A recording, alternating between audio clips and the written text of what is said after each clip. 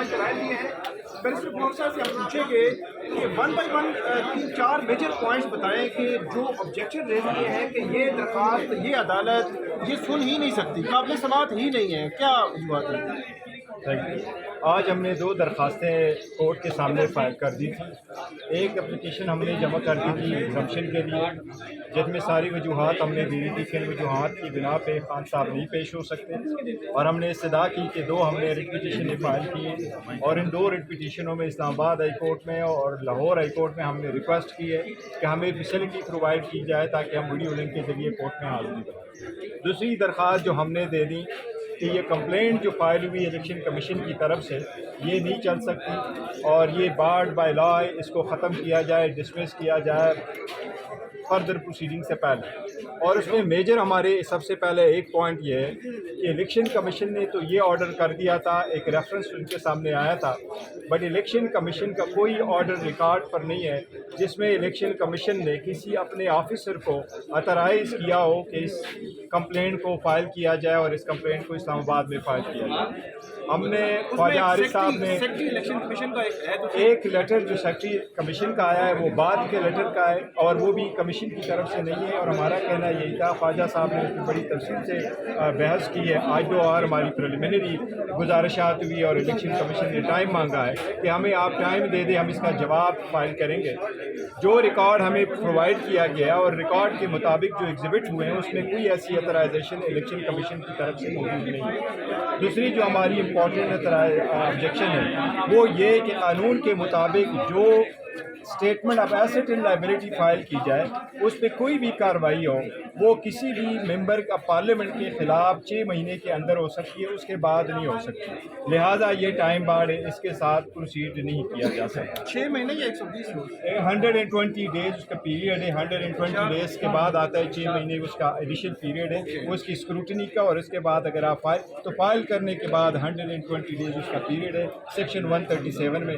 لہٰذا سیکشن 190 میں کوئی کمپلینٹ فائل نہیں کی جا سکتی اگر وہ 120 ڈیز کی بات کا ہے. یہ تو نااہلی کی جو تو ہوتی رہی ہے, ہم نے دیکھا مختلف نااہلی کی اس پہ ہم نے آج بحث نہیں کی ہے کیونکہ وہ میٹر کورٹ کے سامنے نہیں ہے, وہ ہائی کورٹ کے سامنے ہے. جو نااہلی والی ہے وہ تو بعد میں بھی دائر ہوتی رہتی ہیں, تو وہ عدالتوں نے دیکھا بھی ہے ان کو, تو یہ کرمنل کمپلینٹ الگ ہے اور نااہلی والا الگ ہے. یس, یہ دو الگ الگ چیزیں ہیں, لیکن ہمارا اس میں بھی یہی کہنا تھا ہمارا کہ جی آپ جو ریفرنس ہے وہ بھی آفٹر 120 ڈیز نہیں آ سکتا, لیکن وہ میٹر چونکہ اس عدالت میں نہیں ہے وہ ہائی کورٹ میں ہے. انشاءاللہ تعالیٰ اس میں ہائی کورٹ بھی فیصلہ کرے گا کہ ریفرنس میں ڈیسیڈ بھی نہیں ہو سکتے تھے آفٹر 120 ڈیز, لیکن ڈیسیڈ ہو گئے. یہ ایک الگ ایشو ہے. پھر کرمنل کمپلینٹ کرپشن اور کرپٹ پریکٹس کا, انلیگل پریکٹس کا فائل کرنا کہ آپ نے غلط بیانی کی اپنے اسٹیٹمنٹ آف ایسٹ لائبلٹی میں, یہ بھی 120 دن کے بعد نہیں فائل ہو سکتا. تو یہ اس کورٹ کے سامنے تھا, اس کورٹ کے سامنے ہمارا یہ بھی تھا کہ آپ ریز کیا گیا تھا کہ جو الیکشن کمشنر ہے اسلام آباد کے